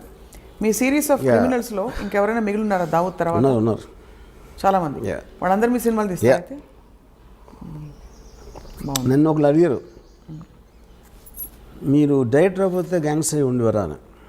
మీరు డైరెక్టర్ అవ్వకపోతే క్రిమినల్ గ్యాంగ్స్టర్ అయ్యేవారా అని. నేను I'm like A naturalist studies wild animals. అందరూ మీకు జంతువులు ఫారెస్ట్లో ఒక స్నేక్ ఉండొచ్చు, కోబ్రా ఉండొచ్చు, లేకపోతే టైగర్ ఉండొచ్చు, లయన్ ఉండొచ్చు.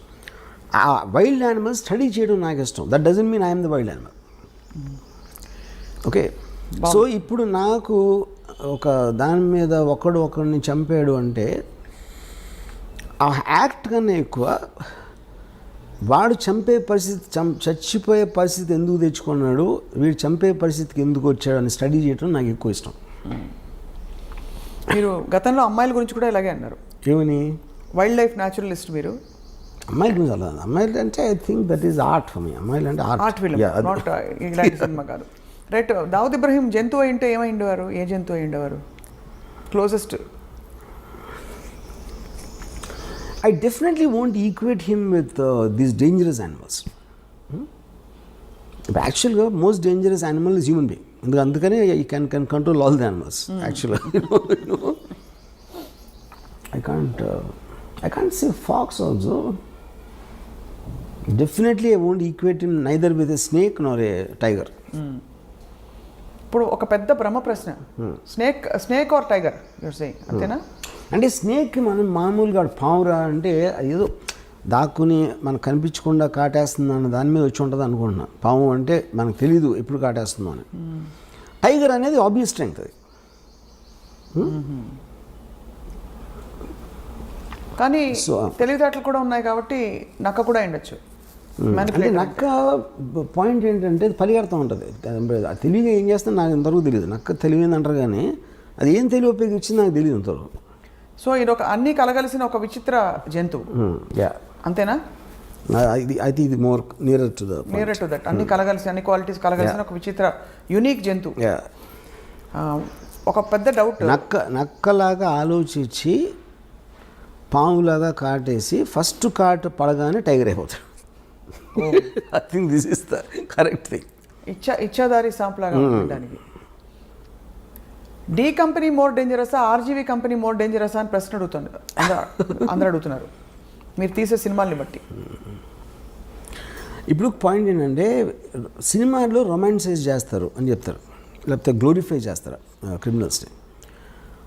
ఇప్పుడు ప్రతి కమర్షియల్ మెయిన్ స్ట్రీమ్ సినిమాలో కూడా పవన్ కళ్యాణ్ 20 మందిని కొట్టాడు, మహేష్ బాబు 50 మందిని కొట్టాడు, ఇంకోటి ప్రభాస్ 100 మందిని కొట్టాడు.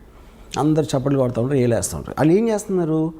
చట్టాన్ని వాళ్ళ చేతులకు తీసుకుంటున్నారు, ఇర్రెస్పెక్టివ్ ఆఫ్ వాళ్ళు ఏ రోల్ వేసినా. But that is not to be taken seriously because it's a very comic book, fun, entertainment, action. Nobody takes that seriously. Realistic serious లాంటి సత్యాలు లాంటి సినిమాలు ఏంటంటే ఎవ్వరు గన్ను తీసుకున్నా వాళ్ళందరూ కుక్క చోచి వచ్చారు ఫైనల్గా. అది గ్లోరిఫై చేయడం ఎట్లా అవుతుంది? అది how am I romanticising? They all look very అంటే మామూలు మనుషులాగా చూపెడుతున్నాను. You are connecting to them, not getting inspired by them. Okay, so this is a connection, not an inspiration. Clearly you are connecting to all these people, all your gangsters. You understand. అంటే మీరు you will understand. ఇప్పుడు ఇందాక నేను concentration example అది చెప్పాను, right? అలాంటి పరిస్థితుల్లో మీరు గార్డ్గా ఉన్నా మీరు ఏం చేస్తారు? అది point. Do you expect any resistance or political flurries on this film? I don't think so, because we make film on all lots of criminals. మీరు బుక్కులు రాస్తున్నారు, లేకపోతే డాక్యుమెంటరీస్ చేస్తున్నారు, ఎవరు సినిమా తీస్తున్నారు, ఏంటి డిఫరెన్స్? రైట్. సో మొత్తం మీద హిందీ భాషలో విడుదలవుతున్న సినిమా, ఆ తర్వాత వెబ్ సిరీస్ కూడా అనేక భాగాలలో దావుద్ ఇబ్రహీం కార్యకలాపాలపై వర్మ గారు రీసెర్చ్ చేసి మరీ రూపొందిస్తున్నారు. Will the same star cast continue, Varma గారు, or most of them will continue? Tell us a little bit about your casting. అంటే ఈ క్యారెక్టర్స్కి వెతకడానికి మీరు ఆడిషన్ చేశారా? ఆబ్వియస్లీ అంటే నాకు Dawood Ibrahim character I wanted, అంటే అతను హీరోలాగా ఉండకూడదు, ఏదో మసిల్స్ 6 ప్యాక్ వచ్చి ఉండకూడదు. I wanted a very mild looking person who slowly starts growing in the period of time. అతని మైండ్ సెట్ కానీ ఇప్పుడు ఒక అన్నచాటు తమ్ముడులాగా ఉంటాడు most of the time, you know. అప్పుడు ఇది ఆల్మోస్ట్ ఈ యొక్క కాస్టింగ్కి నేను నియర్లీ 35 to 40 పీపుల్ని ఆడిషన్ చేశాను. అండ్ తన brother character is very important సినిమాలో. సో ఆ బ్రదర్కి నాకు తనే పంపాడు, అశ్వత్ దావుద్ రూడేస్తున్నాడు. So look for this actor అంటే భలే ఉన్నాడు. ఎవరు ఎత్తునంటే నా తమ్ముడు ఉన్నాడు. In real life also they brothers. Yeah. But ఈ ఎమర్జెన్సీ సినిమాలో మరి ప్రేమాయణాలు అవి ఉండవు అయితే? ఉండొచ్చు. ఉన్నాయి కానీ very limited time. What is the focus అంటే ultimately D company the movie that is going to release, దాని ద్వారా ఏం చెప్పదలుచుకున్నారు మీరు to the world? What is the one story your narrating? I think ఇప్పుడు ఫిల్మ్ అనేది ప్రైమర్లీ ఇప్పుడు నేను శివ తీసినప్పుడు ఏం చెప్పదలుచుకోవాలా, సత్య తీసినప్పుడు ఏం చెప్పదలుచుకో, ఏ సినిమా అయినా it is something, storytelling is to create an interesting feel to the listener. ఇదే cinema it might be it's completely fictional. ఇప్పుడు గాడ్ ఫాదర్ ఉంది, Godfather is based on Al Capone. Right. Al Capone ఎవరిది నాకు తెలియదు, God father చూసినప్పుడు ఆ సినిమాగానే చూసాం. అమెరికాలో తెలుసు అల్ కపోన్ ఎవరు. You know, so this film might be seen by generation who never heard of Dawood Ibrahim. So they look at it like a story. So ఇప్పుడు మీరు స్టార్ట్ అయినప్పటి నుంచి మీకు ఒక క్యారెక్టర్స్తో జర్నీ చేస్తున్నాను. Whatever you feel will feel అంతే. రైట్. సో వెయిట్ చేస్తున్నాం Varma garu. Let's watch how D company is going to I won't say entertain, more like enlighten viewers about అంటే ఇలాంటి ఒక మాఫియా, ఒక గ్యాంగ్స్టర్, ఒక అండర్ వరల్డ్ ఉండిందని చెప్పి. ఇప్పుడు కూడా అండర్ వరల్డ్ జాడలు ఎక్కడైనా కనిపిస్తాయి Varma garu? We don't know. ఇప్పుడు అండర్ వరల్డ్ ఏంటంటే there are things underworld dormant ఉంటుంది, లేకపోతే ఆపరేషన్. డార్మెంట్ అంటే మీరు ఏం చేయకపోతే డార్మెంట్, అది అప్పుడు లేదని చెప్పినాం ఉంది. ఇప్పుడు ఫర్ ఎగ్జాంపుల్ 97, 2005లో కోట్లు అడిగారు, 5 కోట్లు 4 కోట్లు ఎక్స్ట్రాక్షన్. ఇప్పుడు 10 లక్షలు 20 లక్షలు అడుగుతారు. సో 10 లక్షలు 20 లక్షలు అడిగినప్పుడు ఏదో సెటిల్ చేసి ఒక 5-10 ఇచ్చేస్తారు. ఎందుకంటే 5-10 కోసం మళ్ళీ మనం పోలీస్ కంప్లైంట్ ఇచ్చి ఇది అది చేయాలి, ఆ తలనొప్పులు ఎందుకు రాని. అప్పుడు ఆ విషయాలు బయటికి రావు. ఆ బయటికి రానప్పుడు మనకి అండర్వరల్డ్ లేదనిపిస్తుంది. అదొక పాయింట్. రెండోది, ఎప్పుడైతే మీకు సొసైటీ అడ్వాన్స్మెంట్ పెరిగిన కొద్దీ ఆటోమేటిక్గా ఆర్గనైజ్ క్రిమినల్ సిండికేట్స్ పనిచేయవు. ఇప్పుడు 1920sలో ప్రొహిబిషన్ టైంలో వచ్చింది అమెరికాలో మాఫియా. ఆల్మోస్ట్ 1970కి అయిపోయింది. 1970 నుంచి అమెరికాలో మాఫియా అనేది లేదు అసలు. సేమ్ థింగ్ ఇండియాలో 90s తర్వాత ఇంతవరకు కొత్త గ్యాంగ్స్టర్ అనేవాడు రాలేదు. 1995 ముందు వరకు వచ్చారు, కానీ 95 తర్వాత లాస్ట్ 20 yearsలో you not see anyone. But what is the reason? Police వ్యవస్థ ఇంకొంచెం పటిష్టం. yes of course 100%. అంటే ఇంకోటి మీకు బ్రాండ్ నేమ్ రావడం కష్టం. ఇప్పుడు బ్రాండ్ నేమ్ ఇండిపెండెంట్గా పేరు లేకుండా ఆయన క్రైమ్ చేయొచ్చు, కానీ డీ కంపెనీ ఫలానా దావుద్ ఇబ్రహీం ఫలానా అబూ సలీం ఫలానా చోటా షకీల్ అనేది అది సేమ్ రీజన్. ఫ్యాక్షనిజం కూడా అంతరించిపోవడానికి అదే కారణం. As much as it's unrelated. Yeah. నిన్న ఇక్కడ మేరీపట్నం దగ్గర జరిగిన హత్య చూసారా? నేను చూడాల. Brutal murder. 2 లాయర్లు ఒక 2 వారాల క్రితం మర్డర్ అయ్యారు. అది రోడ్డు మీద చూసారా? అవును. అంటే వన్ వండర్స్. ఇప్పుడు కూడా అదే సిమిలర్. ఒక పవర్ స్ట్రగుల్లో ఒక వ్యక్తి వచ్చి, అఫ్ కోర్స్ అర్ధరాత్రి జరిగింది ఇది, ఇంకో వ్యక్తిని తలపై కటా కటా కటా కర్రేసి కొట్టేసి, అండ్ పొలిటికలీ కనెక్టెడ్ అని వినికిడి వస్తే ఇంకా అఫ్ కోర్స్ ప్రాథమికంగా బయటపడుతున్న విషయాలు. బట్ జస్ట్ నాకు ఇంకోటి ఏంటంటే, ఇప్పుడు లాస్ట్ ఫ్యూ ఇయర్స్లో ఈ రోడ్ల మీద చంపడం అనేది ఎన్నోసార్లు చూసాం. టూ మెనీ అయిపోయాయి. కానీ నా ఉద్దేశం అది ఎప్పుడు జరుగుతుంది, ఇప్పుడు సెల్ ఫోన్లు మనం తెలుస్తున్నాయి మనకి అని నా ఫీలింగ్. ఇంత దారుణంగా ఎప్పుడు జరిగాయి వర్మ గారు? సెల్ ఫోన్ వీడియోస్ వలన మనకు తెలుస్తుంది. యాక్చువల్గా ప్రతి ఓడి చేతిలో వీడియో తీసేసే పరికరం ఉండటం వలన ఈ బయటకు వస్తున్నాయి. అంతకుముందు ఇలాగే జరుగుతుంది, అది ఉండి కొత్తగా రోడ్డు మీద చంపుదాం అని ఒక fresh batch of thinking. I doubt that is the point. చాలాసార్లు మర్డర్స్ ఎప్పుడు మీ దారిలో ఉన్నప్పుడు, ఎందుకంటే మీ ఇంట్లో ఉన్నప్పుడు ఎక్కడికి వెళ్తున్నప్పుడు కాకుండా ఈ రోడ్లో వస్తాడు అన్న ప్లానింగ్స్ చాలా ఎక్కువ ఉంటాయి. చాలా ఫ్యాక్షన్ మర్డర్స్ కూడా జరిగినాయి. అదే అండర్ వరల్డ్ కూడా అదే జరుగుతాయి. I think it is cell phones which are making us feel ఏదో ఈ మధ్యన స్టార్ట్ అయినాయి అన్నట్టు. రైట్. యా. వర్మ గారు, మీరు పాడిన పాట మా కోసం బిఫోర్ వి వైండ్ అప్, చాలా ఫిలసాఫికల్ పాట, కత్తులతో సావాసం తర్వాత. हम आते हैं खाली हाथ, जाते हैं खाली हाथ, అంతే ఫిలసాఫికల్గా డీప్గా పాడారు ఇంకోసారి. No but it is actually quite surprising to see ఒక సీరియస్ సబ్జెక్ట్కి మీరు ఎంత ఆబ్జెక్టివిజం ఎక్కడ ఎమోషన్ ఇంటర్ఫియర్ కాకుండా ఆబ్జెక్టివ్గా ఒక కథని కథగా చూసి ఒక వాస్తవాన్ని ఎన్ని అవాంతరాలు సవాళ్ళు క్వశ్చన్స్ క్రిటిసిజం వస్తాయని తెలిసి కూడా మీరు నేను చేసేది చేసి తీరుతానని చెప్పి మరొకసారి ప్రూవ్ చేశారు. సో ఈ సినిమా అదే స్థాయిలో సో ఉంది. నేను ఇందాక చెప్దామని మర్చిపోయాను. నాకు ఇప్పుడు నేను క్రిమినల్ అవ్వలేను, ఇప్పుడు అవ్వను. కానీ క్రిమినల్ ఆర్గనైజేషన్ ఎవడన్నా పెడతానంటే నేను మంచి కన్సల్టెంట్ అవ్వచ్చు. Criminal organisation consultant. అప్పుడు ఎవరెవరు కాదు, ఇస్తారు ఏ గ్యాంగ్స్టర్స్ ఏ తప్పులు చేశారు అది మనకి రిట్రాస్పెక్ట్లో చూసాం కాబట్టి ఆ కారణాలు అర్థమైనాయి కాబట్టి ఇలాంటివి చేయకుండా ఉండాలి, ఇలాంటి సజెషన్లు. అలా కాకుండా పోలీసులకి ఇవ్వచ్చు కదా సలహాదారుగా, ఇది సలహాలు పోలీసులకి ఇవ్వచ్చు కదా. అంటే కాదు నాణానికి రెండో వైపే కదా. ఫస్ట్ ఆఫ్ ఆల్ పోలీసు కూడా ఇస్తాం. పాయింట్ ఏంటంటే పోలీసులు క్రియేట్ జరిగేది క్రిమినల్ ఆర్గనైజేషన్. ఇప్పుడు ఎవడో కొత్తగా కూడా కంపెనీ పెడదాం అనుకుంటున్నాడు, వాడు కన్సల్టెన్సీకి వెళ్తాడు. ఎందుకంటే కన్సల్టెన్సీ ఇలాంటి కంపెనీలు ఎన్నో ఉన్నాయి, వాడి హిస్టరీ ఏంటి బ్యాక్గ్రౌండ్ ఆ మటీరియల్ అంతా ఆడి దగ్గర ఉంటుంది. ఆడు చెప్తాడు ఏది చేయాలి చేయకూడదని ఏదో సలహాలు వేస్తాడు, which is why it's called consultancy. అది నేను మంచి కన్సల్టెంట్ అవుతాను కొత్తగా ఎవడన్నా దావుద్ ఇబ్రహీం అవుదాం అనుకుంటే అని. మీరు ఆ సేవల్ని మీరు అందించడానికి సిద్ధంగా ఉన్నారు ఈ రీసెర్చ్ అంతా చేసిన తర్వాత. మీరే ఎందుకు పెట్టరు అసలు? నేను that's the whole point. My interest is to study the criminal psychology. తలకాయ నొప్పని చేయరా అంటే అవన్నీ సరే. And I believe it doesn't work. First of all, crime doesn't work 99.9% of the time. ఏదో ఒకళ్ళు ఇద్దరు సక్సెస్ఫుల్ అయిపోయి బయటకు వచ్చేయడానికి ఛాన్స్ ఉంది, కానీ all of them will either die or end up in jail for sure. And you don't like both? Why should I rather very study them and make films. So మీరు వాళ్ళకంటే తెలివైన వారు. వాళ్ళ కథల్ని వాడుకుని మీ ఇష్టం వచ్చిన పద్ధతిలో మీరు సినిమాలు తీసి you're making money, making a name for yourself, and creating a controversy and remaining in the center of things when the actual criminal who gave you the story is not around. So most తెలివైన model Ram Gopal Varma గారిది. Yes sir. So on that note, criminals వేరే మీద బతుకుతా ఉంటే నేను criminals మీద బతుకుతున్నా.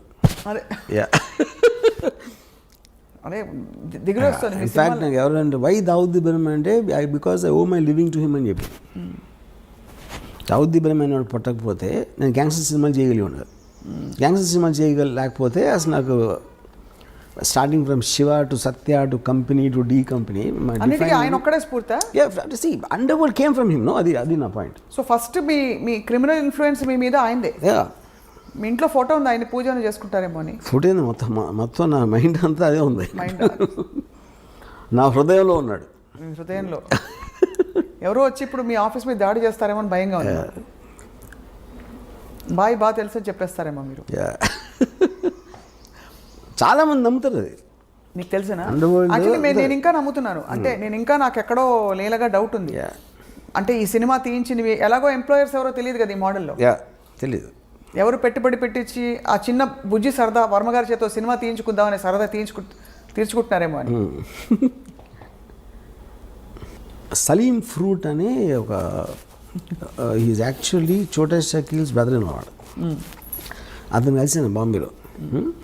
నేను దావుద్ గురించి మాట్లాడుతూ ఉంటే తన ఎక్స్ప్రెషన్ అదేంటి చూస్తున్నాడు. అంటే తనకి బాగా క్లోజ్.